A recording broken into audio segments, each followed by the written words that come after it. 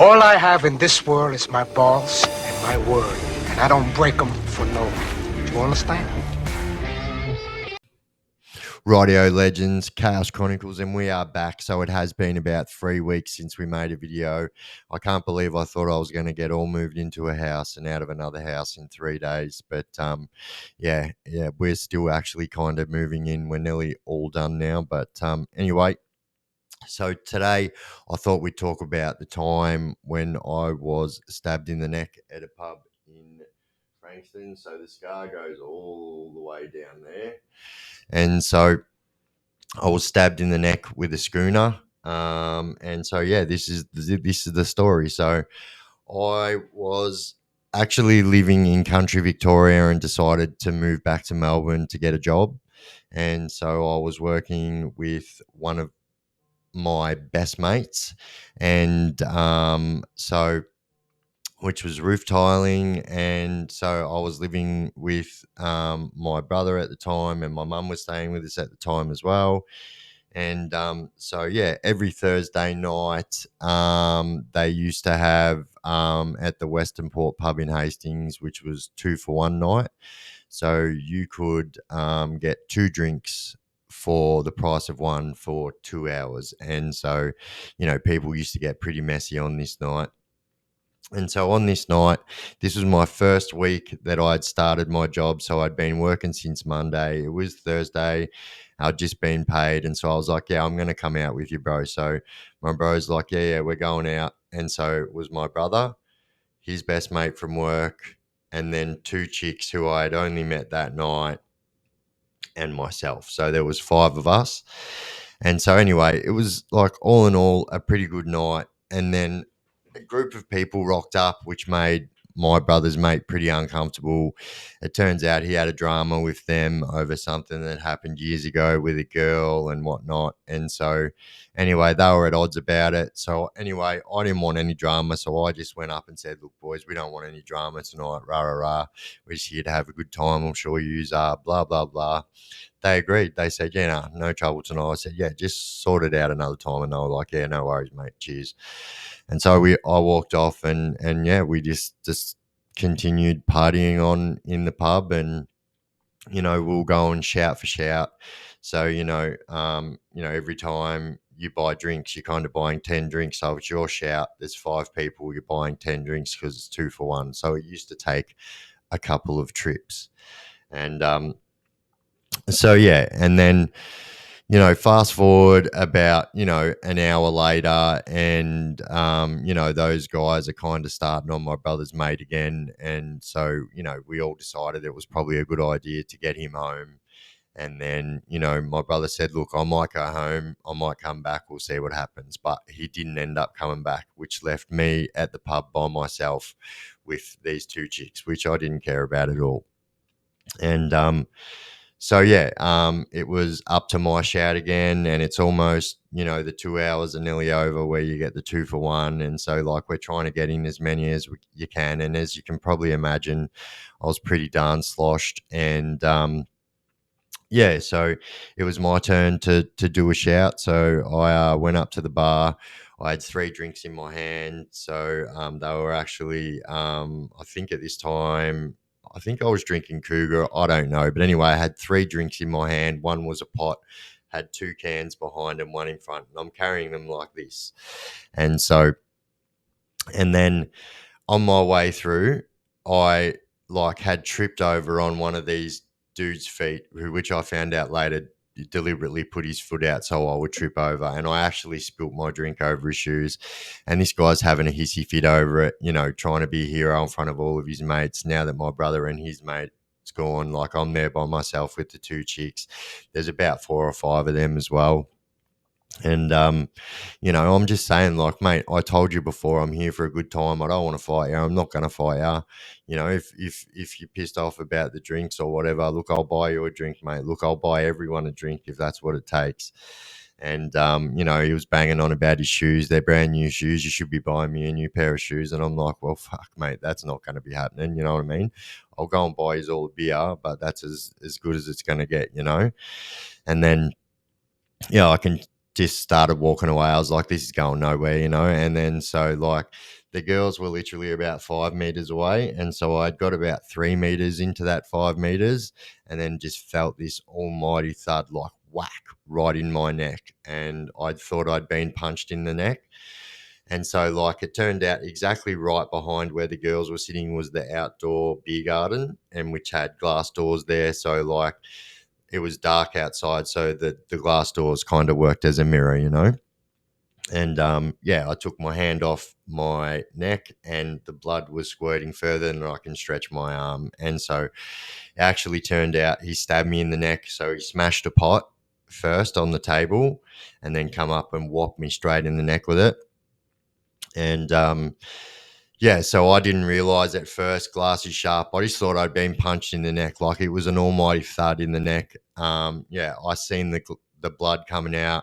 I can see this guy still standing there, but the look on his face was like he'd just seen a ghost, you know, and like I could tell he was scared. And so I turned around and I just ran for this guy, and it was like something out of a movie. Like I ran, I made it like 3 steps, and then my body just gave way. And next thing you know, I'm laying on my back looking at the roof of the pub, and I'm going, oh shit, this is not good. And so, like, you know, I'm trying to hold my neck. And so, like, this whole flap of skin here, so I got 12 or 13 staples, I can't remember, was all like hanging down here like this, so it was scaring me. I had to push that up and hold it together.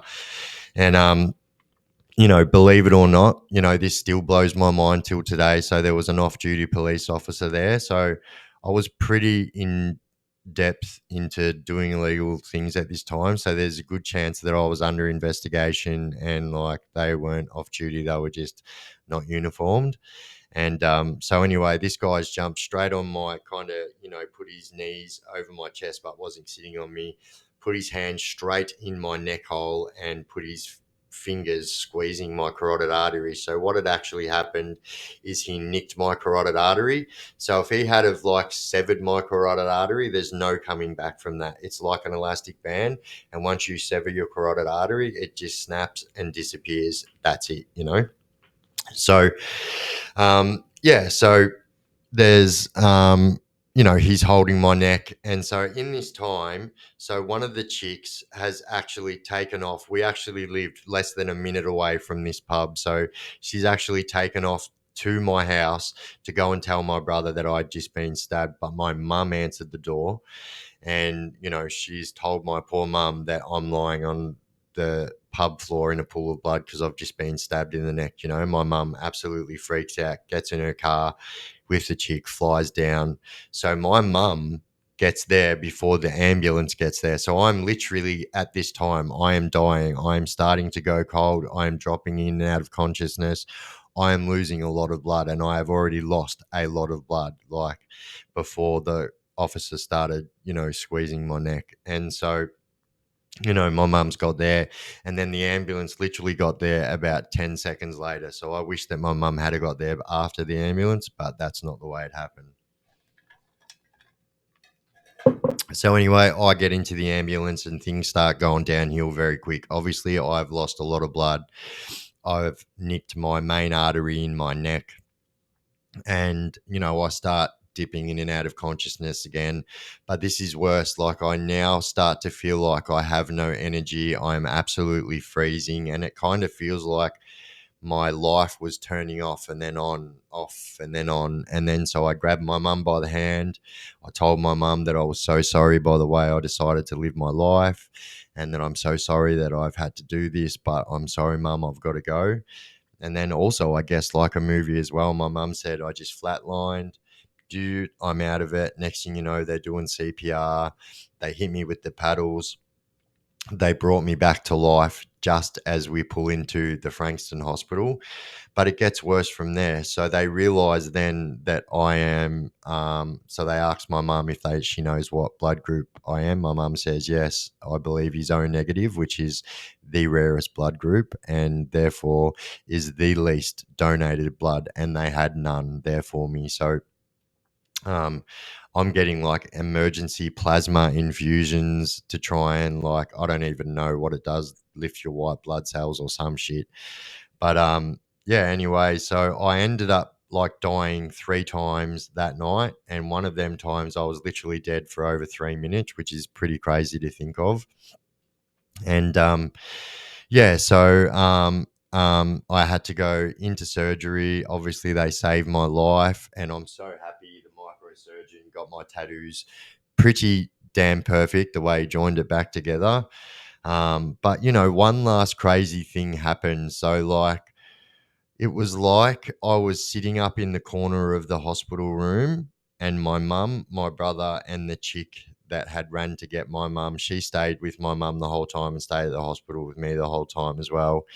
And it was like I was looking at it from the roof, but looking down, and I could hear them talking and everything. Like it was so surreal. And then snap, I just woke up, and then like the first words I said was, "That was so crazy. I was just looking at this like I was on the roof. Like that is so crazy." And I've spoke to other people about it, and they say that that's you were on the fence of dying or coming alive, and it turns out that you were meant to be here, so you come alive. And I definitely shouldn't have survived that. Not many people that get stabbed in the neck, especially the carotid artery. I don't know if you guys can remember, about 3 years ago now, 2 years ago now, that guy in Queensland outside the nightclub was stabbed in the neck. It was all over the news, the footage. He gets stabbed and then you just see him drop. Well, that's basically what happened exactly to me. And I guess that just goes to show you, like, I wasn't out being a criminal. I wasn't out doing any crime. I wasn't hanging around with any criminals. But here I am finding myself getting stabbed in the neck, which turns out all because I spilt my drink on somebody's feet that he put out to trip me out anyway. So like, yeah, it's just one of those life things. And I guess like the other times, I probably shouldn't have survived. I've told you guys I've been stabbed 7 times. Like I've had a blade enter my body 7 times on 4 different occasions. So that means, so I've been stabbed 4 times, and in those times a blade entered my body 7 times. I shouldn't be here to tell those stories, but I am. And that's why I tell these stories, to say that, even though I wasn't out doing crime, this and that, I believe that if I didn't have my morals and my pride and just that, that rhetoric and whatever, that things would have turned out differently had I been a normal person from a normal, walk of life. But even though I wasn't out doing crime and this and that, I still ended up getting stabbed in the neck, and it just blows my mind. And what's actually pretty crazy about that is I ended up going back to that pub about a year later, and so the blood stain is actually still on the floor. They couldn't get, it's just black, and they literally just put a table down straight over the top of it and bolted it down, which is pretty crazy. And yeah, obviously, the police were wanting me to make statements about that, and obviously it is totally against what I do. So that guy was, had, basically nearly got away with the hard M word, and he definitely nearly unalived me. And the cops were tripping. They're like, "You've just been stabbed in the neck, and you don't want to talk to us about it." And I'm like, "Yeah, well, I'm sorry. It's not how I operate." And yeah, I just guess that, like, yeah, there's just ways that, like, even though I wasn't doing crime, this and that, I still believe it's my life of crime that ended me up getting stabbed, and because of my attitude, my pride, this and that. But yeah, that always leads back to, don't do drugs and crime. You won't end up in prison, and don't do drugs and crime, and this crazy shit won't happen to you. And you won't end up believing in some bullshit rules, and living your pride and living your life by some pride that's to impress other people. It's just a joke. That whole life of crime and, like, drugs and money and this and that and having nice cars, it's just a farce, because from the outside looking in, it looks mad, but when you're on the inside looking out, it ain't mad. I can promise you that right now. All right, guys, well, I will leave it there, but before I go, Yeah, if you guys haven't already subscribed and you guys are loving my content, jump up there and shoot me a subscription. It would really, really, really help my page, and I would really, really, really appreciate it. And if you guys hit that little bell icon, it will give you a notification on whatever device you're watching me on, and that way you'll never miss any of my clips again. And as soon as I've got this little backdrop behind me set up, we'll start doing our interviews with other criminals, past criminals, and then we're also going to start doing my other thing. What I haven't told you yet, I don't want any of the other prison creators to take my ideas, so I've not said anything, but no one is doing this in Australia, and I believe it's going to do really well. So like I said earlier, watch this space. I'm back at it now. I'm in my new studio. So yeah, let's get this stuff going. I've been the Chaos Chronicles. You guys have been absolutely awesome. We out.